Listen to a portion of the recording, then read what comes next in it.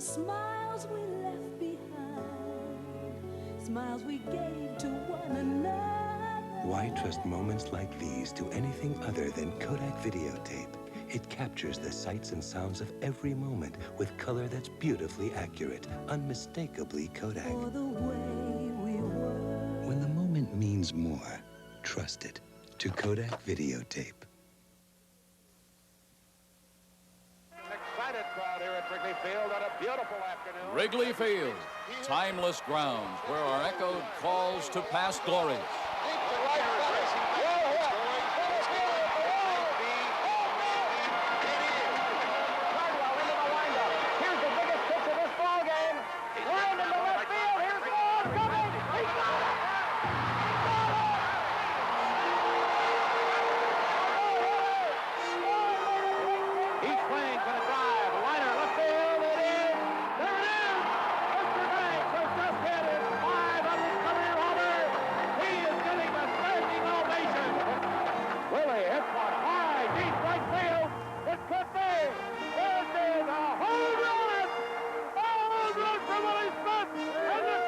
And now fills the air with the glorious sounds of today. Double play ball on the second. Cubs win! Cubs win! Cubs win! Cubs win! There it is! There it is! Cubs win! Cubs win! Cubs win!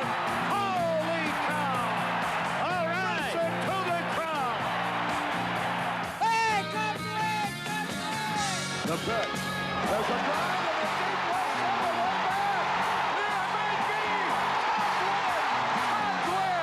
Cubs win! Cubs win! Here it is. There goes a runner. Hey, a line drive off the pitcher's game's over. Double play game. Cubs win. What a lucky break. The good Lord wants the Cubs to win. Cubs win! Cubs win!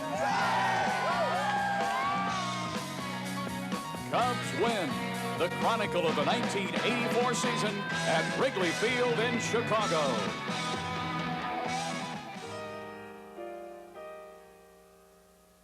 Starring the Chicago Cubs and the lead players of the Addison Street lineup.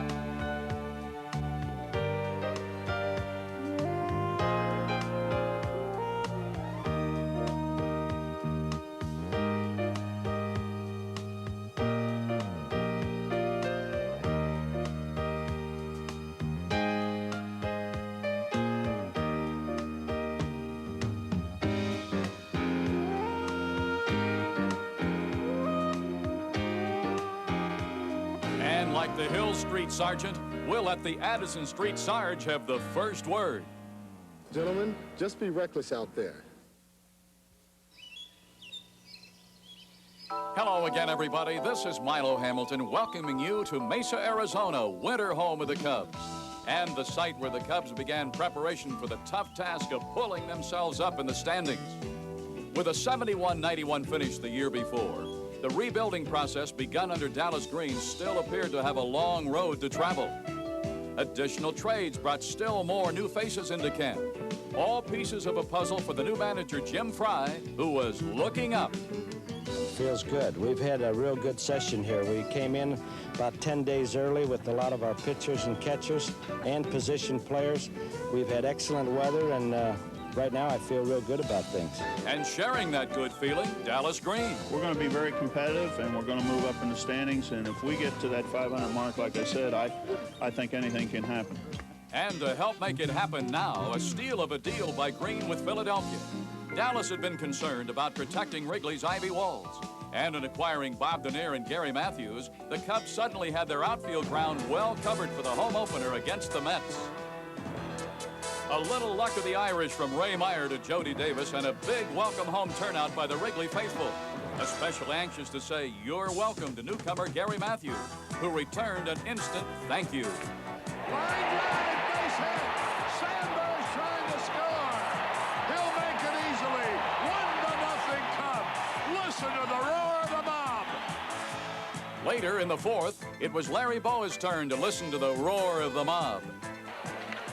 Line drive, center field, base hit. 1 run will score. Call will be waved, and the throw will be late at the plate, and 2 runs are in, and Larry Bowa with a big 2-run single. Time to say goodbye, for this day at least, to Mets rookie sensation Dwight Gooden. And hello, long ball, a la say. Davis. And Matthews. For the Sarge, who went 3 for 4 with a homer, a beaut of a Wrigley debut. And for the Cubs, 11 runs altogether. Mighty good-looking numbers to the Rainbow Steve Trout, who countered long ball with ground ball. Ground ball, Bowa. Cubs win. Cubs win. Listen to the crowd. Cubs 11, Mets 2. Plenty of hometown cheer for all, especially for Steve Trout, who managed to complete only 1 game while fighting an upstream battle through much of '83. Nothing like a little success to build a little confidence. And as the days progressed, Jim Fry was gaining more confidence by knowing the Cubs had finally found him the right name to write in at the top of the lineup card, Bob Denier. We wanted a center fielder that could fit into the leadoff spot in terms of getting on base and base running abilities, stolen bases, and Bobby Denier fit that bill. The shoe sure fit all right. All Denier had to do was wear it as well as the Cubs thought he could. Everyone knew what those feet could do once on the bases. Only question was getting them there consistently. But Denier understood that. My role is to be on that sack when the big boys come up. And from the first pitch of the season, Denier did get on that sack, hitting over 300 through much of the year. Once you get over there, you just try to, get a good lead and fight for a good lead. So you can think about not necessarily getting picked off. You want to think about going towards second base, have all your momentum going that way. So when he does make that move to home, all your momentum's going there.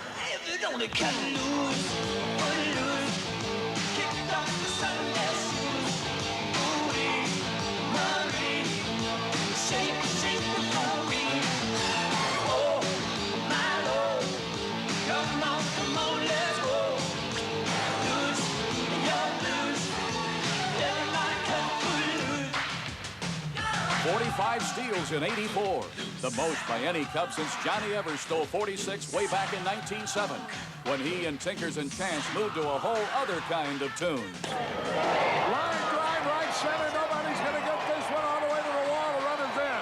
Look at Denier run. Holy cow. I'd like to have $2 on his nose. Denier, which rhymes with deer, means last in France. But not in Chicago.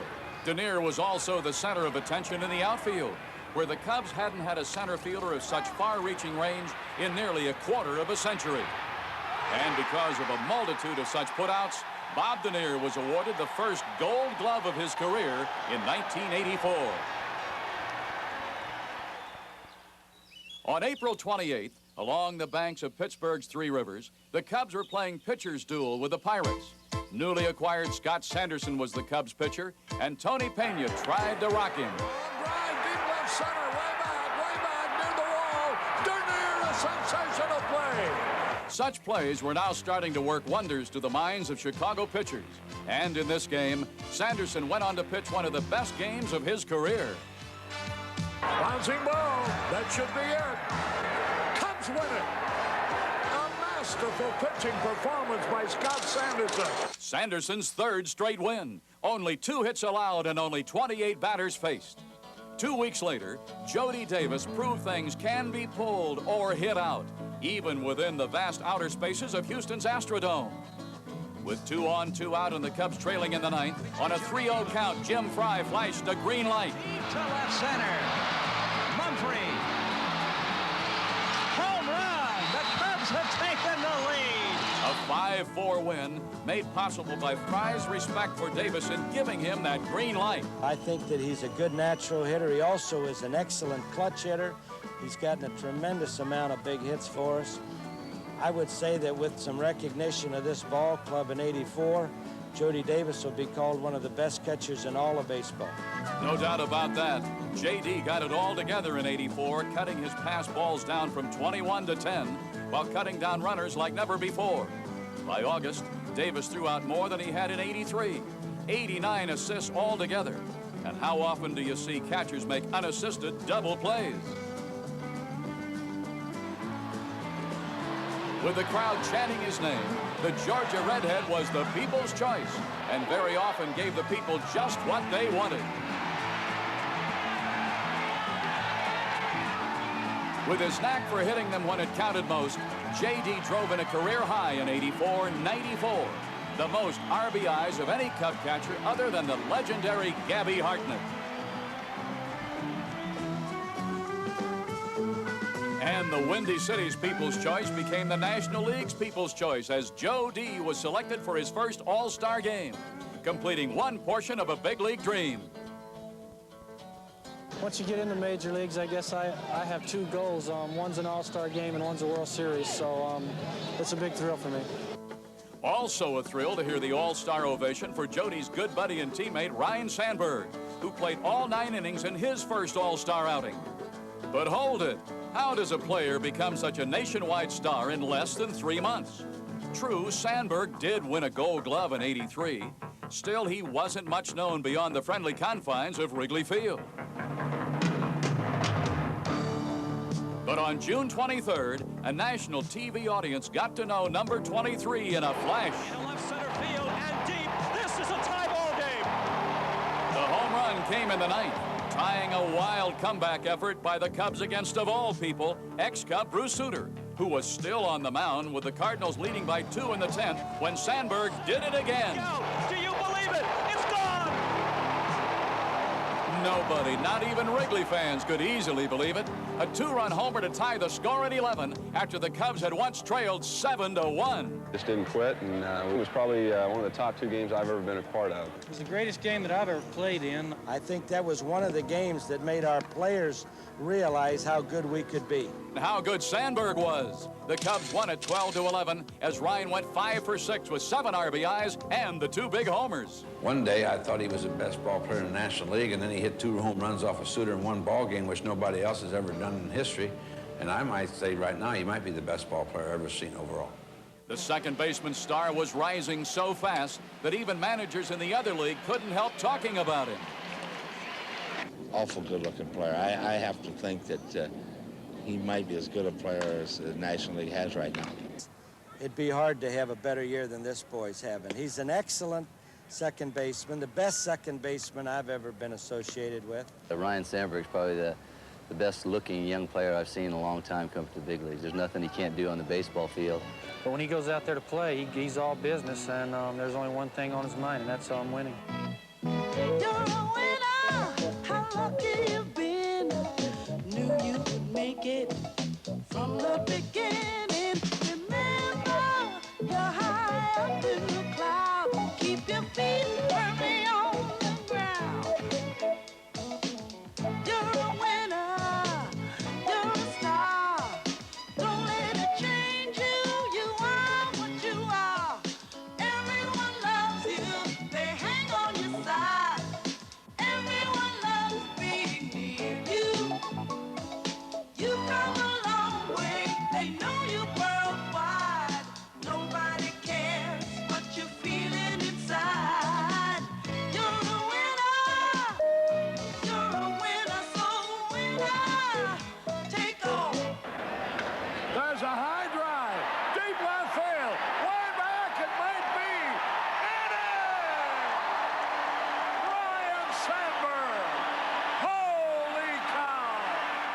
Hey, Toledo, how many second basemen can hit 19 homers, steal 32 bases, and rank at or around the top of the league in hits, average, doubles, triples, slugging percentage, and runs scored?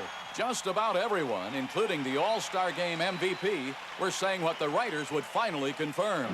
He might be, he could be, and he is Ryne Sandberg, MVP for the 1984 season. There was no doubt about Executive of the Year in '84. Dallas Green had the vision to bring a winner's outlook into focus in less time than anyone could have thought possible. In less than 3 years, Green overthrew decades of frustration at Wrigley by restructuring almost the entire ball club with a long list of remarkable astute trades. Only Leon Durham, Jody Davis, and Lee Smith survived Green's revolving door of deals. And when Dallas loosened his tie for the last big one on June 13th with the Indians, the Cubs found the final piece to the winning puzzle. Rick Sutcliffe had been struggling somewhat in Cleveland, but coming to Chicago seemed to be all he needed to make a second start on the season of his life, along with some helpful words from his new pitching coach, Billy Connors. Well, the biggest thing is that he's a complete pitcher. He's got 4, good pitches that he can get over at any time. And then that's the secret of Rick Sutcliffe. He's got above-average fastball, he's got an excellent slider, good curveball, and a real good changeup, but he throws them at any time, in any situation. And he's very aggressive on the mound, and he keeps you in the ball game. In the game and on top of the game, right from his very first start at Wrigley against St. Louis. Cubs winner! Cubs win! Rick Sutcliffe making his debut as a Cub at Wrigley Field has pitched a 5-hit shutout. Like some oversized messiah, the Red Baron immediately appeared invincible after only going 4-5 in Cleveland. How so? It's not that I've changed anything. It's just that now I'm playing for a ball club that's outstanding defensively, first of all, and they score a lot of runs. And because of that, I can sit back and challenge people. I'm just throwing the first pitch, trying to get it over, regardless of what I throw. Just here it is, hit it, and if they don't hit it, then I start moving the ball around after that. And after June 13th, no pitcher in baseball won more. 16-1, including 14 straight wins for the Cubs, to earn him the league's Cy Young Award. Unreal. Of course, by July, many people were still claiming that everything happening at Wrigley was unreal. But one veteran had something to say. I believe we've got a ball club that stacks up very well against anybody else in the National League, but we've got to stay healthy. We've got to play good fundamental baseball, and right now, instead of talking about it, we just got to continue doing it. And to continue doing it, it sure didn't hurt having a winner like Ron Cey at the hot corner. At the age of 36, the Penguin enjoyed the second-best defensive season of his career, going 60 straight games without an error, 4 games shy of a league record for third baseman. Say, say, say. And what do you say about a guy who ranked 5th in the league in homers with 25 and 4th in RBIs with 97, while batting 7th in the lineup? And all while enduring some very painful injuries.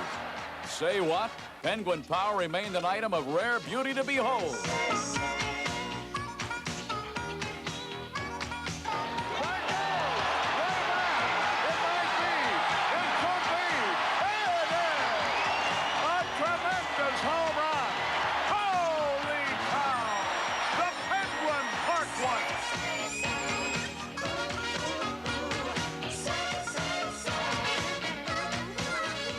But while sluggers such as Cey made life easier for Cub pitchers, no team can enter a pennant race without quality hurlers.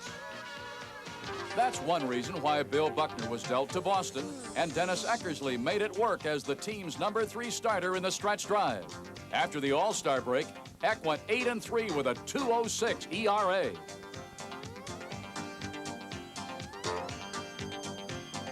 And from the bullpen, George Frazier arrived with Sutcliffe from Cleveland and joined Tim Stoddard and Warren Brewster in helping keep the middle innings of ball games from getting out of hand. Of course, the final innings, when the game was on the line, meant time to hand the ball to the big guy, Lee Smith, who was especially effective in the hot summer months or dog days when the Cubs made their push for the top. From July 4th to August 11th, Smith went 4-0 with 10 saves and a 1.04 ERA. Overall, Jim Fry got 33 saves from Smith, the second highest total amongst league relievers. Of course, when the heat's on, there's nothing like putting out the fire with a 97-mile-per-hour fastball of a bona fide flamethrower.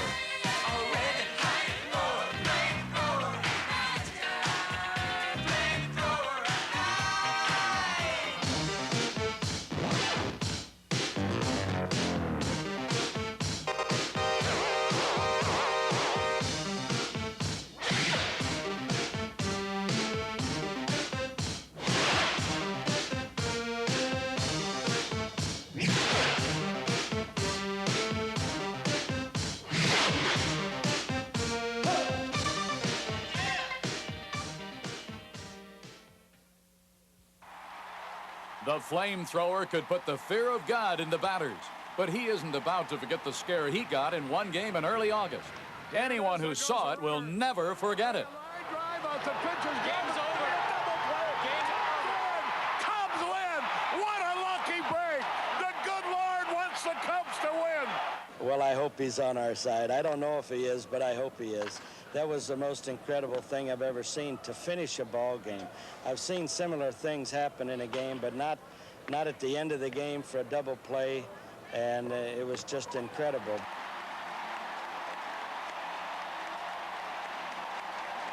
Also incredible was Leon Durham. After settling at first, he felt good. Right now, I feel like I'm in a good groove, and I'm set as far as position-wise, and looking forward to continue playing some good ball. Though an injury cost him 3 weeks in midseason, Leon played some excellent ball in his first season at his natural position of first base.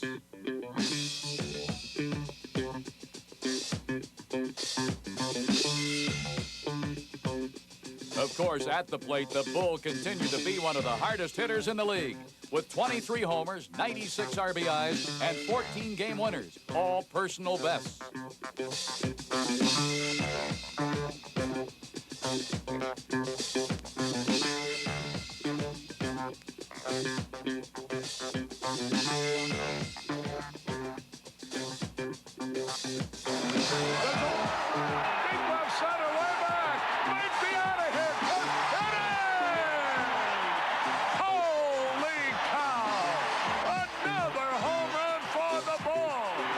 From the Bull, with every home run he hit, a $750 donation to the Chicago Public High School athletic programs.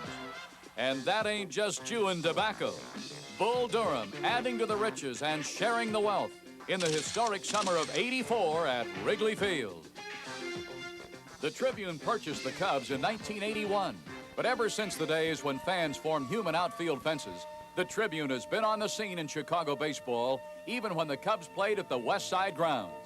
The Cubs moved to Wigman Park, now known as Wrigley Field, in 1916. And precious little has changed the feel of the park from its days of the Vex and Wrigley's.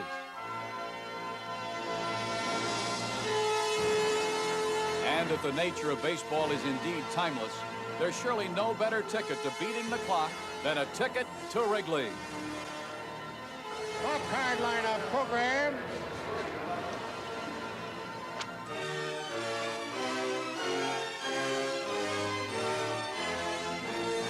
A child doesn't need a history book to sense the timeless magic of the center field scoreboard, where operators still enjoy the bird's eye view while checking the ticker and manually changing the numbers for games across the majors. 0 on the ends, 0 on the ends.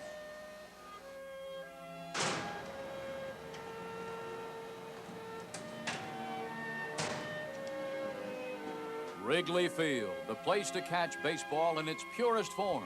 Under the sun, as it is, as it was, as always. America's pastime of bat, ball, and bases. And a guy who can cover most of the bases, first base, third base, catcher, and right field, Keith Moreland, the Cubs' hard-driving redhead from Texas. A former Longhorn defensive back who admired Larry Zonka, Zonk's not the type to cities if he hasn't got a place to play every day. But when Mel Hall was traded in mid-June, Zonk found that place in right field, and from then on was hard to contain. in the field and on the bases. Sonk ended up with 16 homers and 80 RBIs and was especially hot in the key month of August.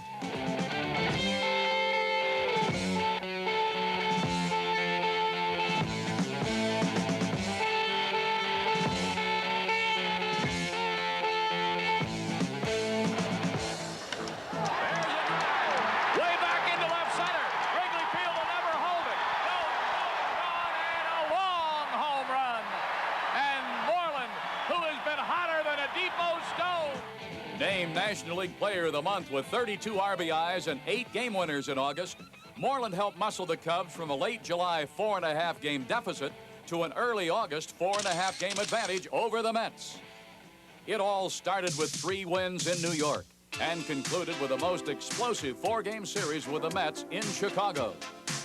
Game 1, the Cubs held a half-game lead over the Mets and were out to run it up.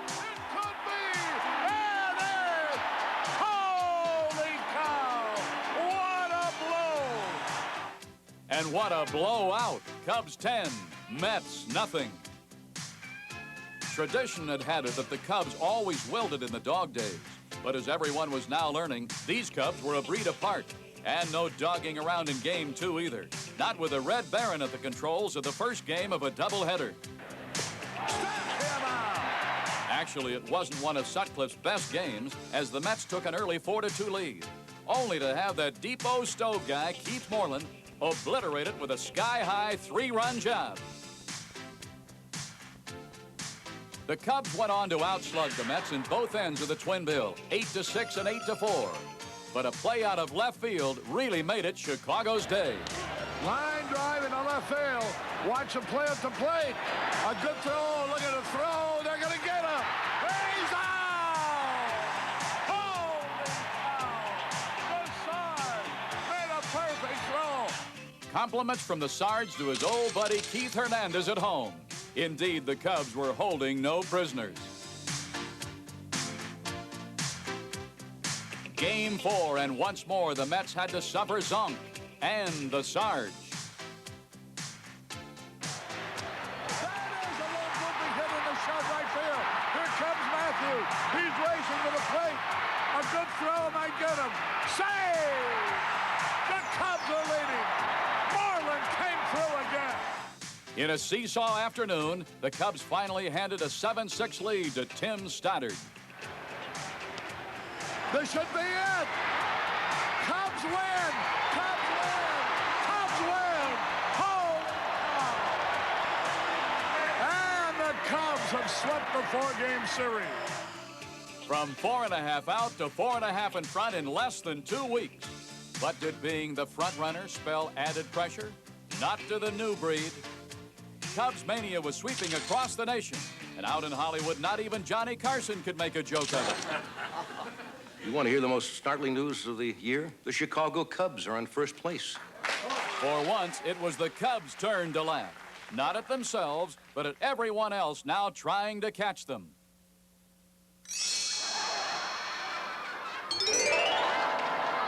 And one rival considered most dangerous to Chicago had become especially prone to the flood. The Philadelphia Phillies, swiftly getting known as the E-team, steadily erased themselves in the stretch, while Cub captain Larry Boa, once a Philly himself, continued effortlessly on as the all-time fielding percentage leader amongst shortstops. The sure-handed 38-year-old captain brought plenty of pennant racing experience and helped stabilize an infield which made only 40 errors all season long. The captain didn't have his greatest season with the bat, but forget that. The Cubs needed his glove and poise, especially through the September stretch. Meanwhile, the New York Mets needed every victory they could get, and the writing was on the wall and all around Wrigley Field for the Mets as they played their final series with the Cubs in mid-September. Time for the Cubs and the people's choice to put things all but out of reach. There's a drive back into center. It's well hit. It is going. Grand slam. Grand slam. Grand slam. Jody Davis. Davis, once a product of the Mets, had once more crowned a 7-1 win.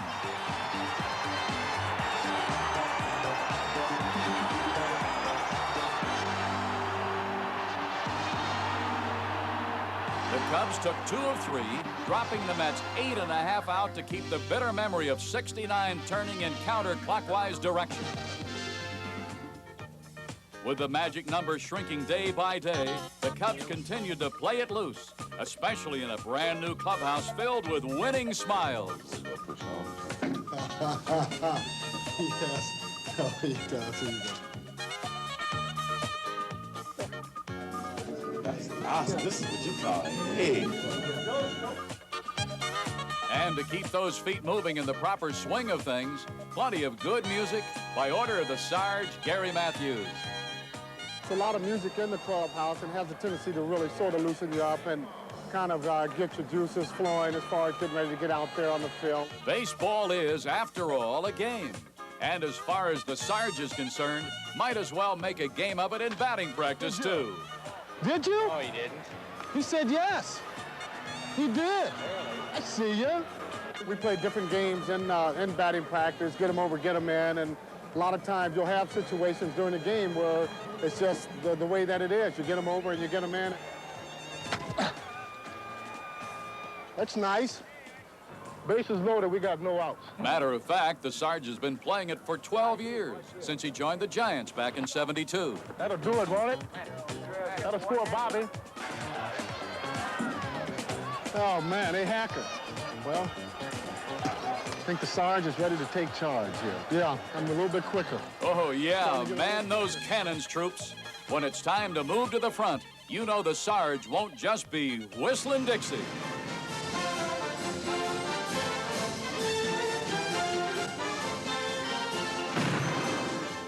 As is his custom, the Sarge exploded in the final months. But throughout the year, the Sarge provided leadership on the field while leading the league in on-base percentage and game-winning hits.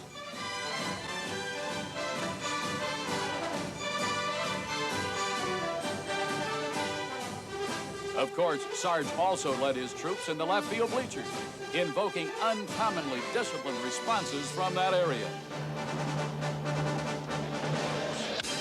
Driving it to left. Left fielder looks up, and it is gone. A line drive home run for the Sarge. Oh, when you get past the middle of August, the Sarge turns it on. He's done that historically, and he's doing it as a Cub as well. No question on that. The Sarge earned his stripes in '84, as did his left field forces, with their Sarge hats issued at his own decree. Cub fans converged on St. Louis. Cubs #1, all the way. Knowing the Cubs needed 2 more to clinch a tie, Matthews wasted little time. Fly ball, right center, pretty well hit.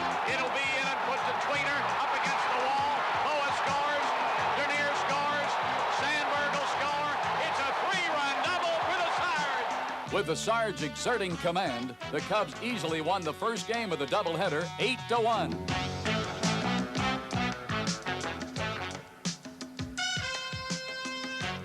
And in the second game, the story featured more of the same. Same charge from the Sarge, at least. Deep to left. Back. Hey!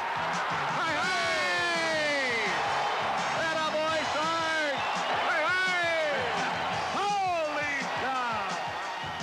The Cubs took control 4-2, then left the icing to the flamethrower Lee Smith.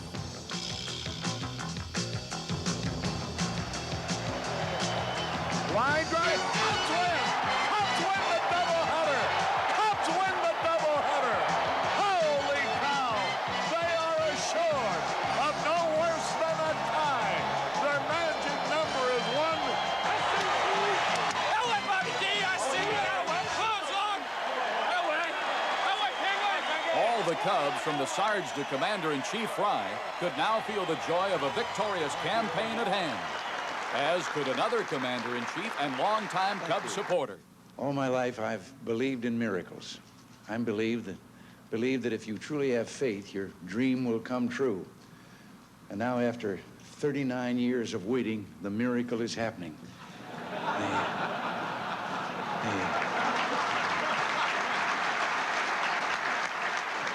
And to complete the miracle, the countless faithful, like those at Butch McGuire's on Rush Street, devoutly looked on for that long-awaited word from Pittsburgh. Dearly beloved, we are gathered here today to get through this thing called life. Electric word, life, it means forever, and that's a mighty long time. But I'm here to tell you, there's something else. It's religious. It's religious. It really is religious. It's a religious experience. That's all I can say. You gotta love this game. You really do. It's VE Day all over again. It's victory in the Eastern Division. And to get it going, who else but the Sarge?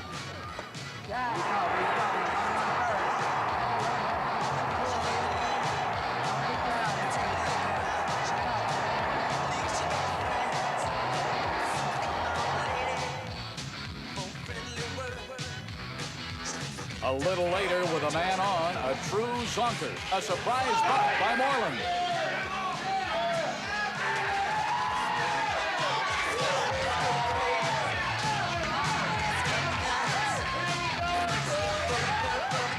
That's 3.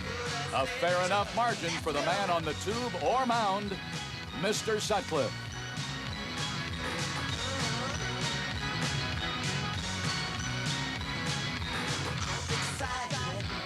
After 39 years, who couldn't be excited? Raise the steins and prepare to pop the corks. Sutcliffe and the Cubs were but a strike away from toasting the miracle. The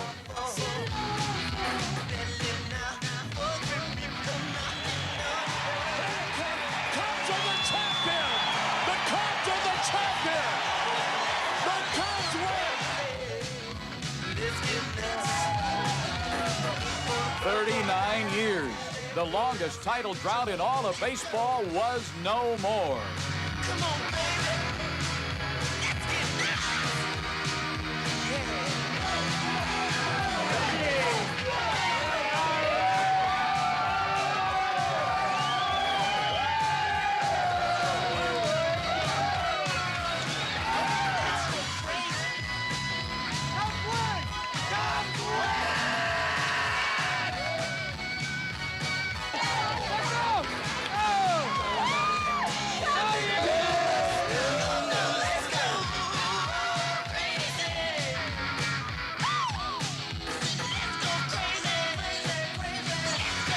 Let's get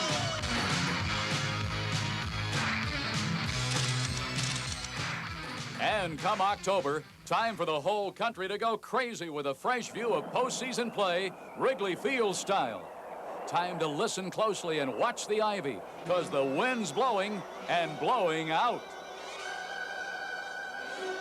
And in the Windy City, Game 1 of the League Championship Series between the Cubs and Padres brings hopes of fulfilling the apocalypse now. The troops are lined up.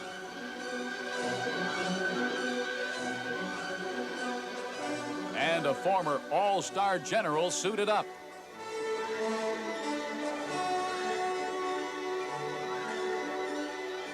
And on the day of the long ball hunter, the deer fires the first shot in his first at-bat, clear out of the pasture.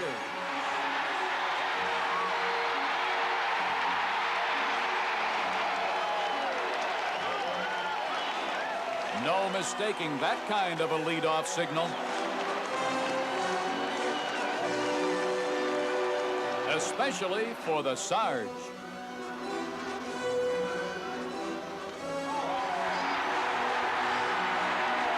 This would be nothing less than an all-out assault, an all-day explosion at Wrigley.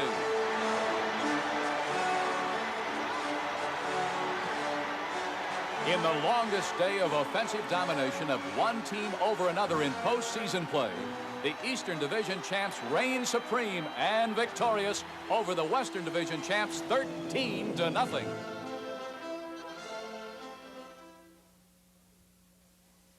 No matter how broad the margin, it was still only one victory, and the next day would find no wind blowing out at Wrigley Field. But was that any reason for the faithful to get down? course not.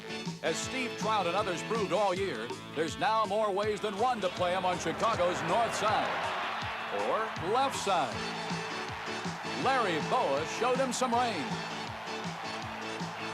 And in the very first inning, that footloose deer, Bob Dernier, showed him how to exchange a ground out into not just one, but 2 extra bases.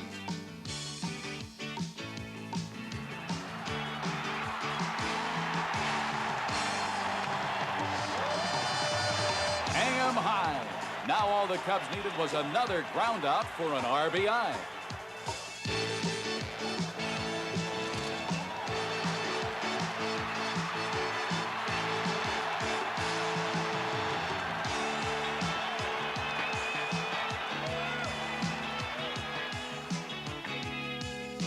Later, Keith Moreland, though not so fleet of feet, decided he too would try to make a long run of it.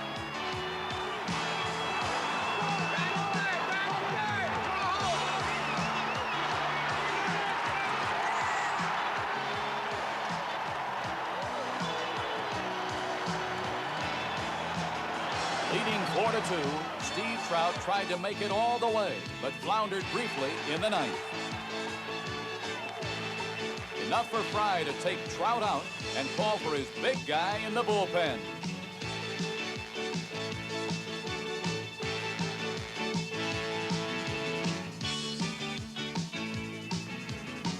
So there was Lee Smith with 2 outs and matters still very much in doubt.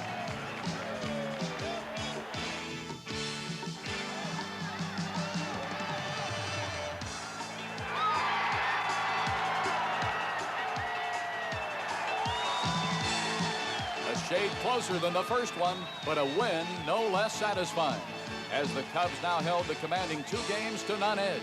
Only 1 victory shy of finally flying that National League pennant. Only 1 victory. But who could have dreamed just how elusive that one last victory would prove to be on the faraway grounds of San Diego?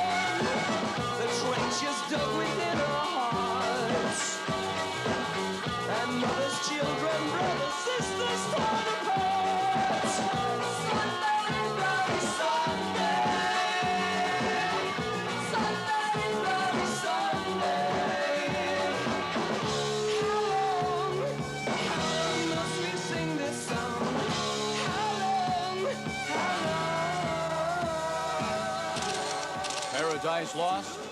Well, on the night of the decisive Bloody Sunday, a deft and mournful silence did hit the streets, which night after night had so boisterously celebrated so many unforgettable Cubs wins.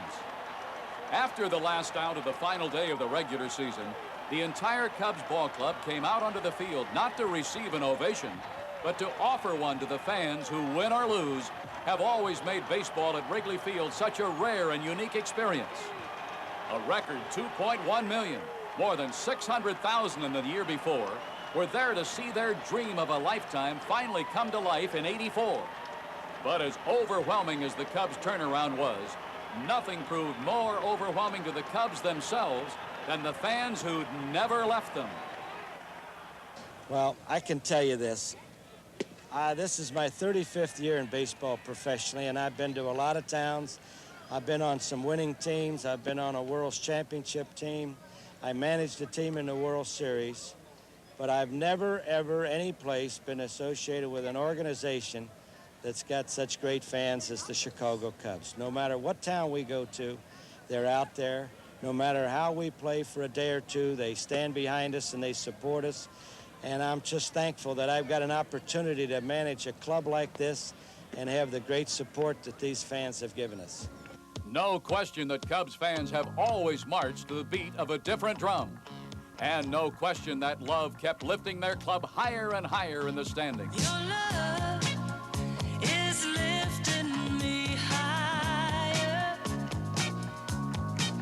than I've ever been lifted before. So keep it up, quench my desire,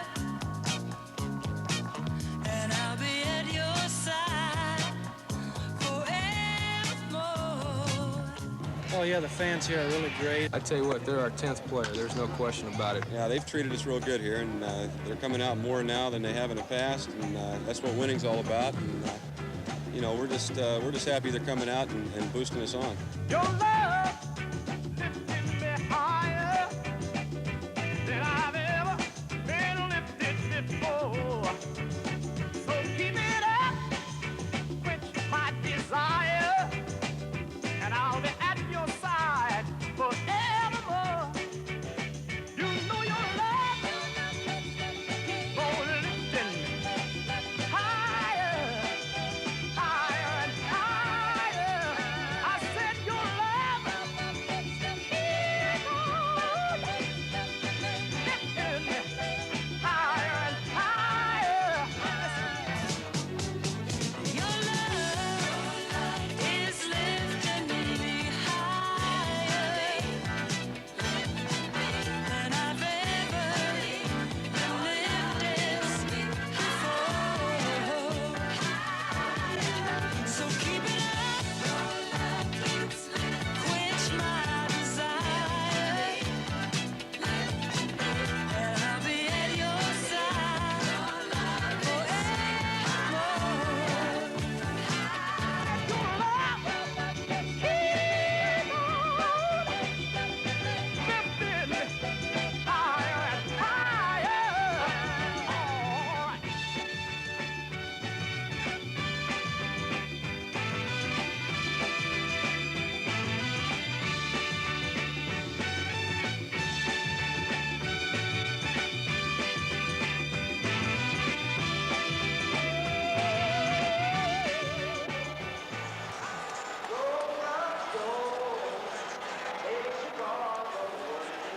Tribune Company and the Chicago Cubs would like to thank all their wonderful fans at home and away who helped make '84 so uniquely memorable, and to invite you all back in 1985.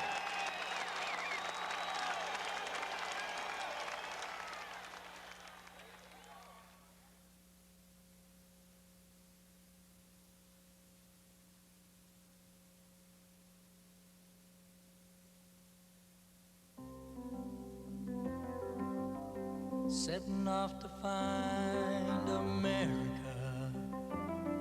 Gonna take my own sweet time to find America.